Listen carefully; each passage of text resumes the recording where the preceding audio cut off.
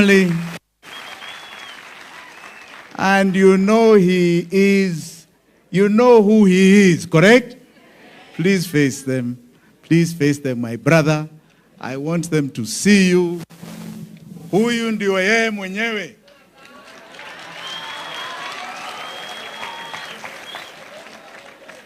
Thank you very much. Put this up a bit. Jimmy.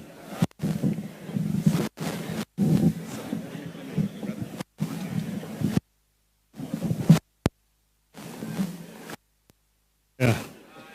Hiya.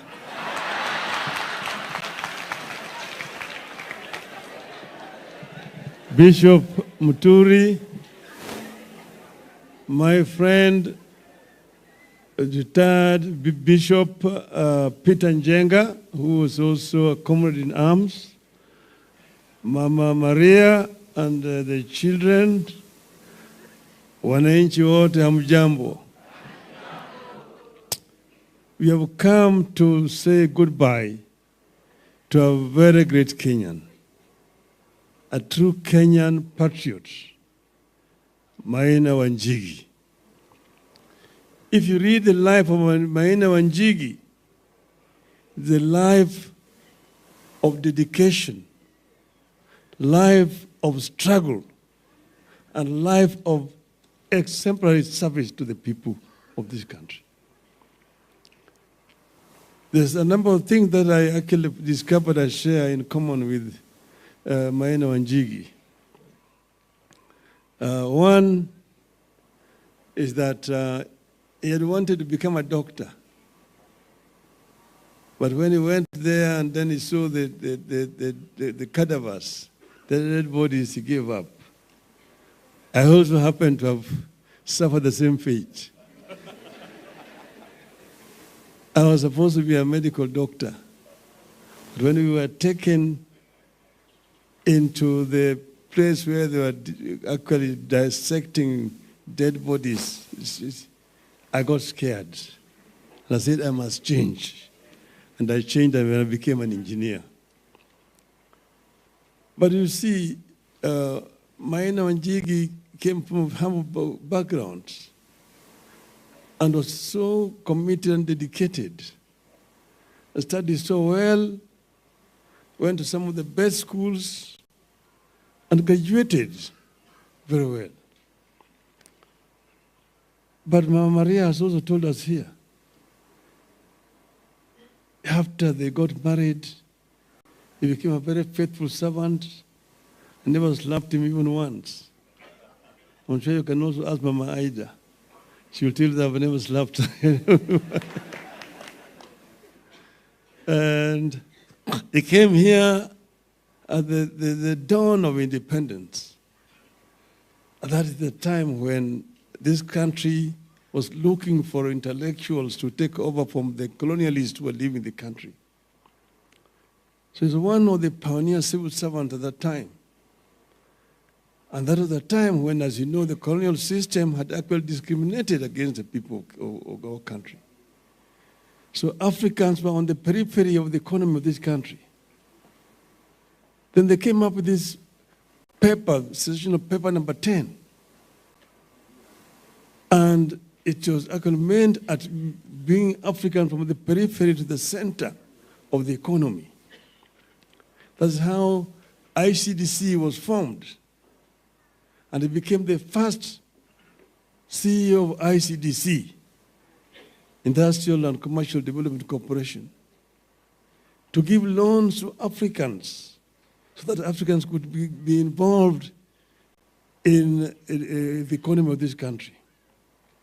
Then they formed the KNTC as well. He established ICDC in a very strong footing. Later on, Matu Amai took over from him when they moved on. But then he went on to serve in other capacities and then became a member of parliament for Kamkunji, for the death of Tom Mboya. I came to know him in the early 70s at that time,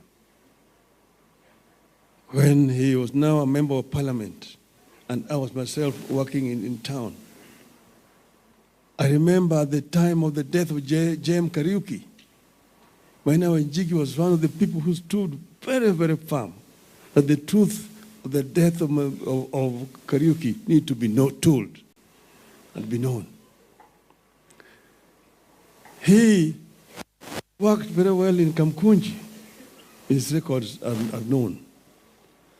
And even in Parliament. As a Minister of Agriculture, he was exemplary. I remember meeting him several times as a Minister of Agriculture. During those ASK shows, he was always there. And you could see him sometimes walking around with the president. Those days, when they were working first as civil servants, they had inherited a very clean civil servant. But the civil service got corrupted when they introduced what they called the Njenga Commission report, which allowed the civil servants to get involved in businesses, competing with the private sector. That is actually the genesis of corruption in our civil service. And that is an issue that must be addressed. If you're talking about fighting corruption, first address the issue of corruption within civil service. Civil servants should not become businessmen.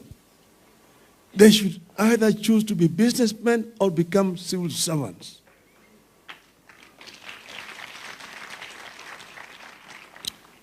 So, but now I'm digress.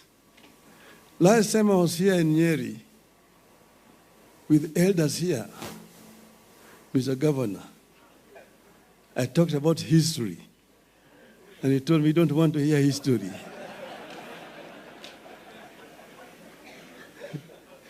No country can develop without history. Yes. So when I stand here, I can talk about how the people from this region have fought and helped to liberate this country. Yes. I talked another time about Dedan Kimathi. I was telling you how independence was fought and how, in the end, the people of Kenya united together, the rest of our country. And I actually would want to tell you that if you don't know history, you cannot know the future. This country has come from very far. And we are here where we are today. In the midst of a crisis, I want to join those who have spoken before me. We used to be in the trenches. Reverend Peter Njenga here called him a comrade in arms. We used to go to him at the All Saints Cathedral. But one time, his leg was swollen. And we got him from the All Saints Cathedral, walking with him all the way to Kamkunji. And they were throwing tear gas at us. Later on, he even took us back to St. Cathedral where we were hiding with him. This is Reverend here. At that time, were the church leaders who were true to the liberation struggle. Yes. Today, the religious leaders are summoned like servants to go to State House. And they go there with prepared speeches to make. The church must speak the word of God and stand firm with the children of God. Yes. The church should not be subservient to the temporal power. The church should sympathize and stand on the side of the people of this country and speak truth to power. If things go wrong, speak truth to power. When children of this country come out in their large numbers to say something is wrong, the church itself should stand with these children. The Gen Z,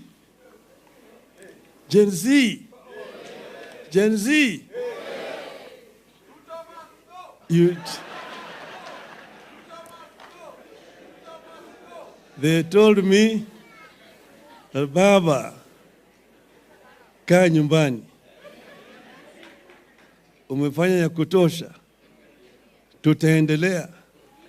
Niko nyumbani, lakini niko behind you.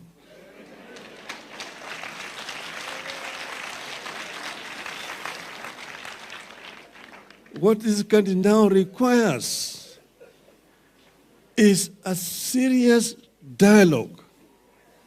Serious dialogue, a comprehensive dialogue that will be able to fix all the things that have gone wrong.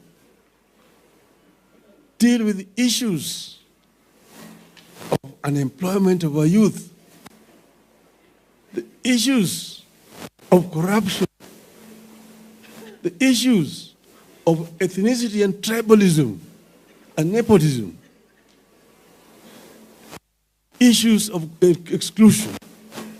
These are the issues that need to be addressed.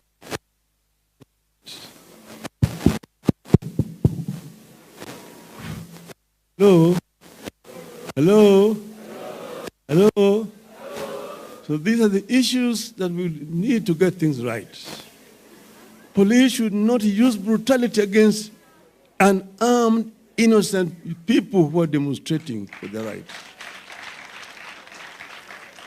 I've seen Gen Zs getting tear gassed.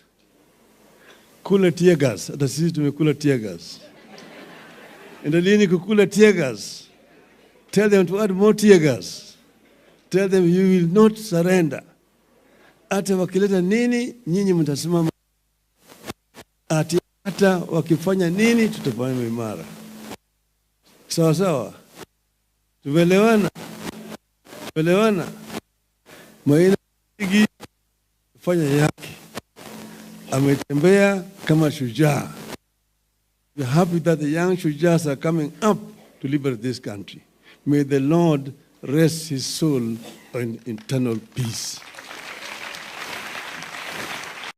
Makofi, makofi, makofi tafadhali. Huyo ndio shujaa wa the second liberation. Muko. Gen Z muko. Hata hawa watoto wetu wakiwa kwa ground walikuwa nazungumza hiyo wimbo inaitwa nini?